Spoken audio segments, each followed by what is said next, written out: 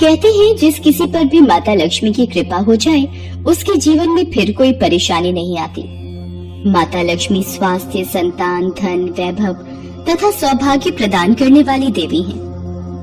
वो जब किसी मनुष्य पर अपनी कृपा दृष्टि डाल देती हैं, उस मनुष्य का जीवन सफल हो जाता है। ऐसी ही एक पौराणिक कथा के अनुसार माता लक्ष्मी ने नौकरानी बनकर एक माली के घर में बरकत की और उसके परिवार को खुशियों से भर दिया। एक बार की बात है, भगवान विष्णु का मन शेषनाग पर बैठे बैठे बहुत उदास हो रहा था। उन्हें धरती पर घूमने की इच्छा हुई और वो अपनी यात्रा की तैयारी में लग गए। स्वामी को तैयार होता देखकर लक्ष्मी माता ने भगवान विष्णु से पूछा, अरे स्वामी, आज सुबह सुबह तैयार होकर कहाँ जाने की तैयारी में हो? देवी लक्ष्मी, पता नहीं मन कुछ उदास है, इसलिए मैं धरती लोक पर भ्रमण करने जा रहा हूँ। हे देव, आप धरती पर भ्रमण के लिए जाएंगे तो आपके बिना मेरा मन भी नहीं लगेगा। क्या मैं भी आपके साथ धरती लोक पर भ्रमण के लिए चल सकती हूँ? ठीक है देवी लक्ष्मी, पर उसके लिए तुम्हें मेरी एक शर्त माननी होगी। तुम धरती पर पहुंचकर उत्तर दिशा की ओर नहीं देखोगी। ठीक है स्वामी, मैं धरती पर पहुंचकर उत्तर दिशा में नहीं देखूंगी। मुझे आपकी शर्त मंजूर है। भगवान विष्णु की इस शर्त से माता लक्ष्मी सहमत हो गई और प्रातःकाल होते ही माता लक्ष्मी और भगवान विष्णु धरती पर पहुँचे। उसी समय सूर्य उदय हुआ था। रात बरसात होकर हटी थी। चारों ओर हरियाली ही हरियाली थी। धरती की सुंदरता को देखकर माता लक्ष्मी अत्यंत प्रसन्नचित हुई और भगवान विष्णु को दिया वचन भूल गई। माता लक्ष्मी धरती को देखती देखती कब उत्तर दिशा की ओर देखने लगी, उन्हें पता ही नहीं चला। धरती का वातावरण देखने में कितना मनमोहक है और वो फूलों से भरा खेत। ये तो कितने सुंदर फूलों से सजा हुआ है। मैं ये फूल यदि तोड़ लूं? उत्तर दिशा में माता लक्ष्मी को एक बहुत ही सुंदर फूलों का खेत नजर आया और उसी तरफ से खुशबू के साथ बहुत ही सुंदर सुंदर फूल खिले थे। ये एक फूलों भरा हुआ खेत था। माता लक्ष्मी बिना सोचे समझे उस खेत में चली गई और एक सुंदर सा फूल तोड़ कर ले आई। जब माता लक्ष्मी भगवान विष्णु के पास वापस आई तो भगवान विष्णु की आंखों में आंसू थे। ये देखिए स्वामी, कितना सुंदर फूल है। अरे स्वामी, आपकी आंखों में ये आंसू क्या हुआ? स्वामी, क्या मुझसे कोई गलती हुई है? बताइए स्वामी। देवी लक्ष्मी, आप मेरा वचन याद नहीं रख पाई। शर्त के अनुसार आपको उत्तर दिशा में नहीं देखना था और साथ ही साथ आपको ये भी सोचना था कि किसी की कोई भी वस्तु को कभी भी किसी से बिना पूछे नहीं लेना चाहिए। स्वामी, मुझसे भूल हो गई, मुझे क्षमा कर दीजिए। देवी लक्ष्मी, आपने जो भूल की है उसकी सजा आपको जरूर मिलेगी। जिस माली के खेत से आपने बिना पूछे फल तोड़े हैं, ये भी एक प्रकार की चोरी है। इसलिए देवी लक्ष्मी, आप 3 वर्ष तक माली के घर में रहेंगी। इसके बाद मैं स्वयं आपको वैकुंठ वापस बुलाऊंगा। जैसी आपकी आज्ञा स्वामी। माता लक्ष्मी ने चुपचाप सिर झुकाकर वचन स्वीकार किया और भगवान विष्णु वैकुंठ लौट गए। माता लक्ष्मी ने एक गरीब लड़की का रूप धारण कर लिया। खेत के मालिक का नाम माधव था। माधव की पत्नी 2 बेटे और 3 बेटियां थी। सभी उस छोटे से खेत पे काम करके किसी तरह से गुजारा करते थे। खेत के पास ही माधव की झोपड़ी थी। माता लक्ष्मी माधव की झोपड़ी पर जाती है। माधव लड़की को देखकर पूछता है, तुम कौन हो और इस समय तुम्हें क्या चाहिए? मैं तुम्हारी क्या मदद कर सकता हूँ? मेरा नाम लक्ष्मी है। मैं एक गरीब लड़की हूँ। मेरी देखभाल करने वाला कोई नहीं। मैंने कई दिनों से कुछ भी नहीं खाया। मुझे कोई भी काम दे दो और मैं तुम्हारे घर का काम भी कर दिया करूंगी। बस मुझे अपने घर में एक कोने में आसरा दे दो। माधव बहुत ही अच्छे दिल का आदमी था। उसे लड़की पर दया आ गई। वो लड़की से बोला, देखो बिटिया, मैं तो बहुत ही गरीब माली हूँ।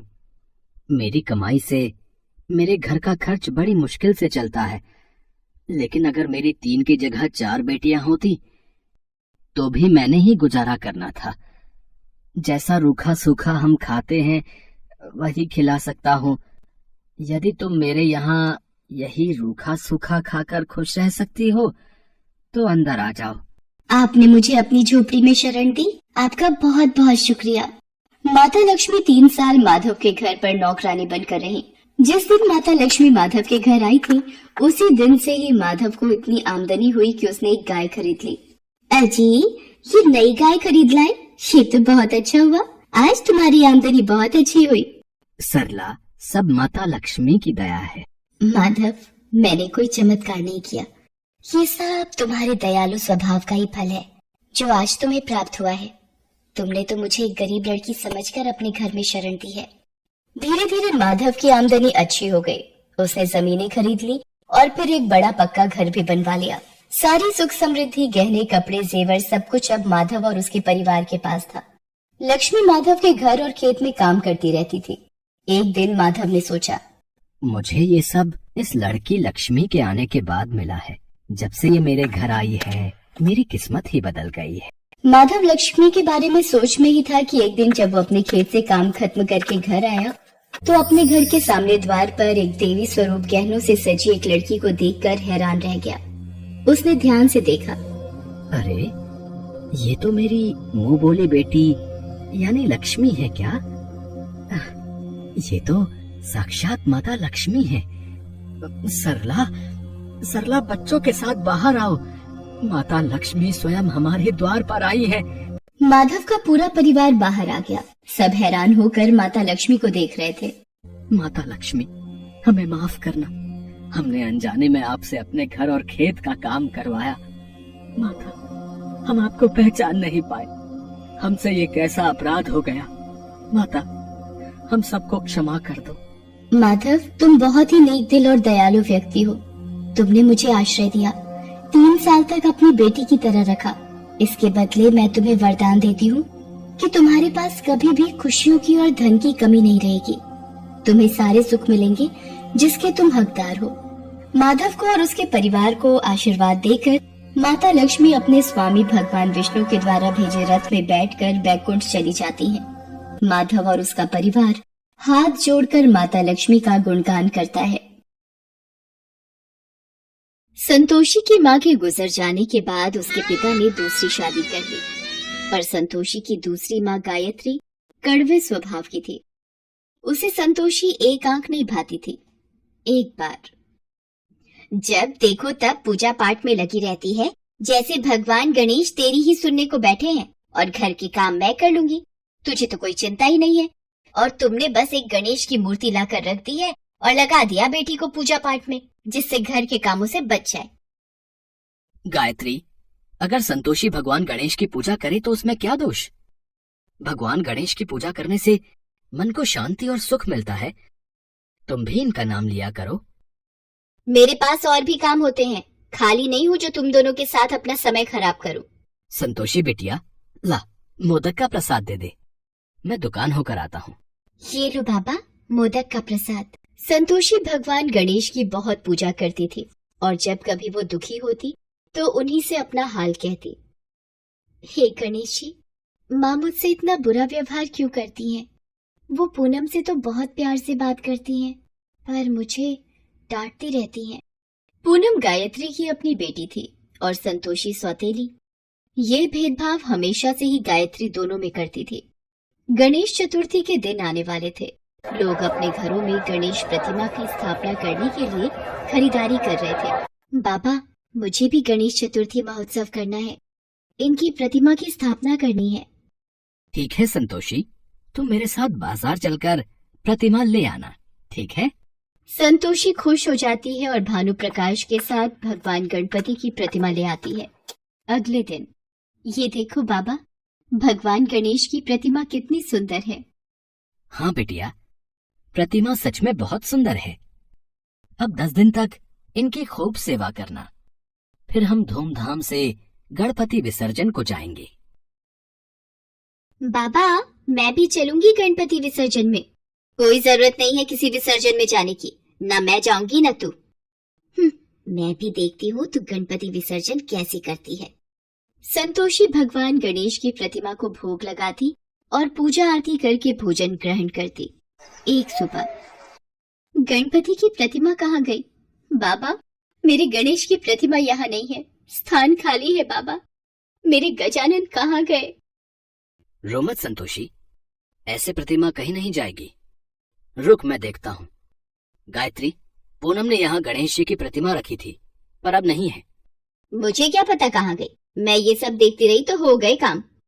बाबा, अब कल हम किसका विसर्जन करेंगे? बाबा, लगता है मेरे से कोई अपराध हुआ है जो गणपति नाराज होकर चले गए। लौट आओ भगवान, मेरे से यूं रूठ कर मत जाओ। संतोषी बहुत रोती है। भूखी प्यासी वो वहीं बैठी रहती है। भानु प्रकाश उसे बहुत उठाने की कोशिश करता है, पर वो उस स्थान से उठने के लिए मना कर देती है। तभी उसे स्वप्न आता है। संतोषी, मुझे भी प्रसाद का मोदक और लड्डू दो ना। रुको चूहे महाराज, मैं आपको मोदक भी दूंगी और लड्डू भी। ये लो, पेट भर कर खाओ। अरे ये प्रसाद कहाँ लेकर भाग रहे हो? रुको। अरे ये तो उस बगीचे में जा रहा है। संतोषी का सपना टूट जाता है। वो बगीचे की ओर जाती है और मिट्टी खोदने लगती है।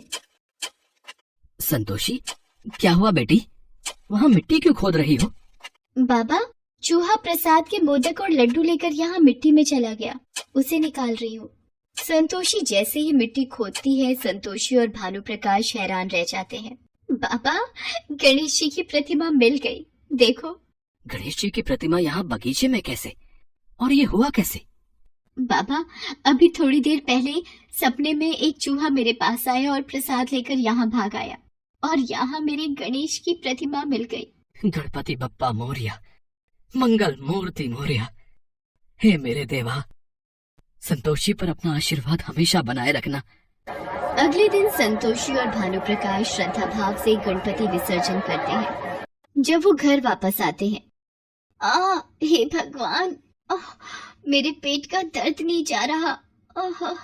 जानलेवा दर्द है, कोई कुछ करो। गायत्री, डॉक्टर ने जो दवाई दी है वो तुमने खा ली है ना? अब आराम आ जाएगा तुम्हें। गायत्री का पेट दर्द बंद ही नहीं हो रहा था। सुनो जी, दर्द ठीक नहीं हो रहा, कुछ करो।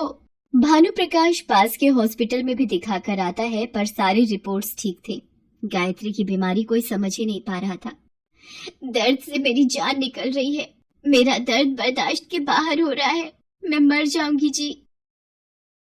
गायत्री, सब जगह तो दिखा दिया है, मैं क्या करूं? रिपोर्ट भी तुम्हारी कुछ नहीं कह रही। माँ, ये गणपति विसर्जन के प्रसाद का मोदक खा लो, पेट का दर्द ठीक हो जाएगा। इतने बड़े बड़े डॉक्टर देख चुके हैं, दवाइयाँ ठीक नहीं कर पाई और तू ये मोदक दे रही है। गायत्री, अगर संतोषी कह रही है तो थोड़ा मुंह लगा लो प्रसाद। गायत्री जैसे ही मोदक का टुकड़ा मुंह में लेती है, उसके पेट का दर्द बिल्कुल ठीक हो जाता है। ये कैसे हो सकता है? मेरे पेट का दर्द गायब हो गया। मैंने कभी भी भगवान गणेश पर विश्वास नहीं किया, पर आज उनके नाम का प्रसाद खाकर मैं ठीक हो गई, और मैंने उन्हीं गणेश भगवान की प्रतिमा को घर के बाहर मिट्टी में छुपा दिया ताकि संतोषी पूजा न कर पाए, और आज इसी के हाथों से प्रसाद खाकर मैं ठीक हो गई। गायत्री, तुमने हमेशा संतोषी को अपने से दूर रखा। तुमने गणपति महाराज की प्रतिमा को उनके स्थान से उठाकर मिट्टी में दबा दिया। शायद भगवान ने इसी बात का तुम्हें सबक दिया है कि कभी भी किसी के साथ बुरा बर्ताव मत करो। संतोषी गणेश की भक्त है, इसके हाथों तो पानी भी अमृत बन जाता है। संतोषी बिटिया, इधर आ मेरे पास, अपनी माँ को माफ कर दे। गायत्री संतोषी को गले से लगा लेती है। भानु प्रकाश और पूनम भी ये देखकर बहुत खुश होते हैं। गायत्री को अपनी गलती का एहसास होता है। सब मिलकर गणेश जी की पूजा करते हैं। गणेश चतुर्थी के उत्सव पर गणेश संतोषी के जीवन में खुशियां बिखेर जाते हैं। संतोषी की गणेश भक्ति का फल उसे प्राप्त हो जाता है।